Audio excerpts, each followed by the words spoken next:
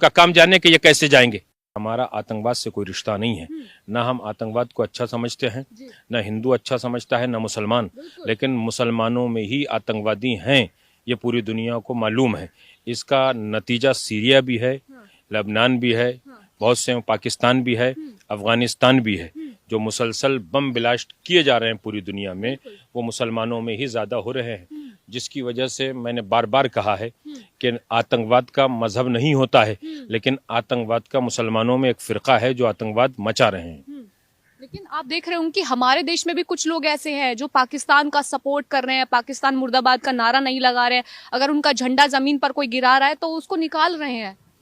भारत के अंदर भारत के विरोधी तीन किस्म के हैं। एक वो हैं जो अलगावादी हैं, एक वो हैं जो देशद्रोही हैं, एक वो हैं कि जो आतंकवादी हैं।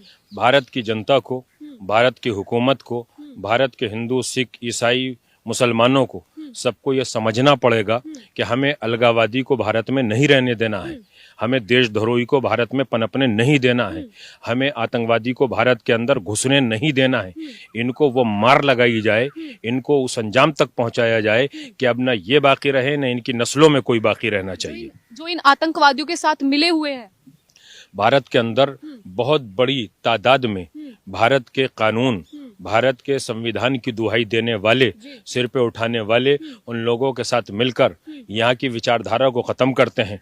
वो लोग भी एक किस्म के उनके मुआविन मददगार हैं। भारत की सरकार को उनके ऊपर पूरी निगाह रखकर हर थाना पुलिस के ज़रिए से उसके क्षेत्र में ऐसे लोगों को चिन्हित किया जाए कि जो आतंकवादियों का फेसबुक के ज़रिए से, बात के जरिए से किसी भी तरीके से साथ दे रहे हैं, उनको ऊपर मुकम्मल तरीके से बैंड लगाया जाए और उनको सज़ा दी जाए, ताकि सरहद पार का कोई आतंकवादी पाकिस्तान से आकर हिंदुस्तान के अंदर कोई हमला ना कर सके। बेखता लोग अपने घर से घूमने के लिए गए थे, उसमें हिंदू भी थे, मुसलमान भी थे, सिख भी थे, ईसाई भी थे, जैन भी थे, यहूदी भी थे। हर मज़हब का घूमने के लिए जाता है और कश्मीर किसी एक की मिल्कियत नहीं है, वहाँ हर एक जा सकता है। तो मेरी कश्मीर की हुकूमत से, वहाँ की फोर्सों से गुजारिश यह है कि देख के समझ के हर तरीके से वो मार लगाई जाए कि कोई भी आतंकवादी सरहद पार से ना आए। और जितने पाकिस्तान में वो हाफिज सईद हो या सलाउद्दीन हो या बैठा हुआ वहाँ पे दाऊद इब्राहिम हो, जितनी ताकतें पाकिस्तान में बैठी हुई हैं, उनके अड्डों को जल्दी से जल्दी नेस्तो नाबूद कर दिया जाए और इनको मौत के घाट उतार दिया जाए। इस्लाम यही सिखाता है कि जिस तरीके से वहां पे हिंदुओं को मारा गया, बाकायदा उनके कपड़े भी चेक किए गए थे मौलाना जी। क्या इस्लाम ये नहीं सिखाता है कि किसी को मार दो, इसलिए कि इस्लाम का सबसे बड़ा ग्रंथ, सबसे मजबूत ग्रंथ कुरान मजीद है। कुरान मजीद में कह दिया गया है कि अगर एक इंसान का कत्ल किया तो तुमने इंसानियत का कत्ल किया, एक इंसान को कत्ल होने से बचाया तो पूरी इंसानियत को। वह इंसानियत का शब्द है, मुसलमान का शब्द नहीं है, ईसाई का शब्द नहीं है, हिंदू का शब्द नहीं है, सिर्फ इंसान का है। सब इंसान होते हैं। अगर एक इंसान को कत्ल किया तो पूरी इंसानियत को। ये इंसानियत के दुश्मन है, इस्लाम के दुश्मन है। लेकिन समझने की ज़रूरत यह है कि ये इस्लाम का लिबास, इस्लाम की टोपी, इस्लाम का कुर्ता पैजामा, इस्लाम की मस्जिदों को इस्तेमाल करके ये मस्जिदों को भी टारगेट बनाते हैं, ये दरगाहों को भी टारगेट बनाते हैं, ये इमाम बारगाहों को भी टारगेट बनाते हैं, सिर्फ हिंदुओं को नहीं बनाते हैं। मैं पाकिस्तान में जो आज तक आतंकवाद का शिकार हुई हैं मस्जिदें, इमाम बाड़े, दरगाहें, उनके सब वारिसों, उनको चलाने वालों से, जिनके वहाँ शहीद हुए, उनसे मैं आज आवाज़ दे के कह रहा हूँ, जिस तरीके से हमारा भारत इनसे बदला लेने के लिए खड़ा है, अगर पाकिस्तान की वो मजलूम अवाम जिनके ऊपर जुल्म हुआ है वो भी खड़ी हो जाए तो कल तक पाकिस्तान के तमाम आतंकवादी नेस्तनाबूद हो जाएंगे। पाकिस्तान फिर तो बट भी जाएगा। हमें बांटने की बात करने से पहले यही देखना है कि वहां से आतंकवाद खत्म हो जाए, लेकिन वो खड़े हो जाएं, उनके ऊपर भी 40 साल से मुसलसल ये आतंकवादी जुल्म कर रहे हैं। इनकी जितनी तंजीमें हैं उन्हें आतंकवादी पूरी दुनिया से मिलकर फंडिंग करते हैं।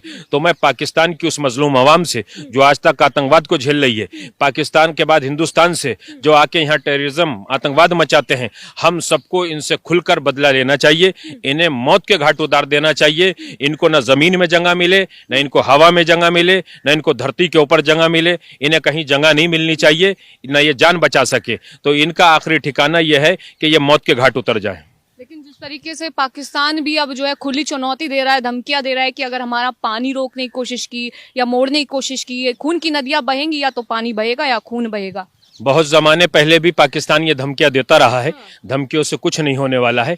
पाकिस्तान अपने वजूद को समझे, पाकिस्तान अपने एरिया को समझे, पाकिस्तान अपने हालात को समझे, पाकिस्तान अपने यहाँ के मौजूदा वक्त को समझे कि उसके अंदर कितनी बड़ी आग लगी हुई है। इन आतंकवादियों ने पाकिस्तान को भी मारा है, हिंदुस्तान को भी मारा है। पाकिस्तान की मजलूम अवाम पाकिस्तान छोड़ के पूरी दुनिया में जा चुकी है। उन वहां की अवाम को मालूम है कि ये आतंकवादी सभी के दुश्मन है, इंसानियत के दुश्मन है, इस्लाम के दुश्मन है, सनातन धर्म के दुश्मन है, ये किसी के दोस्त नहीं है। लिहाजा पाकिस्तान की उस मजलूम अवाम को अपनी हुकूमत से कहना चाहिए, उस हुकूमत के खिलाफ बगावत करनी चाहिए। जिनके जवान मारे गए, जिनके बच्चे मारे गए, जिनकी औरतें मारी गई, मस्जिदों में लाशें पड़ी रह जाती हैं, सारी मस्जिदें उड़ा दी जाती हैं बम के जरिए से, तो उस अवाम को अपनी हुकूमत से कहना चाहिए या तो हम तुम्हारे खिलाफ एहतजाज करके बगावत पे उतर जाएंगे, वरना इन आतंकवादियों को पाकिस्तान से खत्म किया जाए। पाकिस्तानी जनरल आसिफ मुनीर कह रहे हैं कि हिंदू और मुसलमान कभी साथ नहीं रह सकते, उसी के बाद ये घटना हुई है। इस तरीके के बयानात आतंकवादियों को खुश करने के लिए आसिफ मुनीर दे रहे हैं, और पाकिस्तान में जितने लीडर अपनी कुर्सी के ऊपर बैठना चाहते हैं वो इसी तरीके के आतंकवादियों को खुश करके बयान देकर बैठना चाहते हैं। लेकिन उसका अंजाम ये होता है कि बेचारी सीधी सादी पाकिस्तान की अवाम हो या कश्मीर की अवाम, हिंदुस्तानी हो या पाकिस्तान के अलावा दूसरे मुल्क हो, ये पाकिस्तानी अमेरिका से लेके हिंदुस्तान तक, भारत तक कहीं ना कहीं आतंकी बम फोड़ते रहते हैं। तो आसिफ मुनीर भी इसका मजा चखेंगे अगर उन्होंने इन आतंकवादियों को नहीं निपटाया तो। क्या कहेंगे, जिस तरीके से इस घटना को तो अंजाम दिया गया, लेकिन हमारे देश में एक और बवाल शुरू हो गया है इसको लेकर के कि विपक्ष भी मोदी जी पर उंगली उठा रहा है। हालांकि उन्होंने जिम्मेदारी ले ली है। क्या लगता है, उन्होंने सेना को कह दिया है कि समय आपका होगा, जगह उनकी होगी, टारगेट तुम्हारा होगा। क्या युद्ध जैसी स्थितियां बन रही हैं? ये युद्ध नहीं है, मजलूमियत का जवाब है। ये युद्ध नहीं है, मजलूमियत का जवाब है। उन्होंने हमारे बेखता इंसानों के ऊपर अत्याचार नहीं, गोली चला के वो आतंकी हमले किए हैं, जिसका हमें जवाब देना बहुत जरूरी है। और विपक्ष की ये बातें रहती हैं, इसी विपक्ष में वो हैं जो देशद्रोही हैं, इसी विपक्ष में वो हैं कि जो अलगावादी हैं, इसी विपक्ष में वो हैं कि जो आतंकवादियों का साथ देते हैं किसी ना किसी तरीके से। इन लोगों को भी अपने वक्त को पहचानना चाहिए। भारत की जनता इन्हें माफ नहीं करेगी। जो भी भारत के खिलाफ बोलेगा, भारत की सरकार के खिलाफ बोलेगा, भारत के हिंदुओं के खिलाफ बोलेगा, भारत की जनता के खिलाफ, चाहे हिंदू हो, मुसलमान हो, मजलूम के खिलाफ बोलेगा, उस सरकार को, उस पार्टी को जब भी कभी आएगी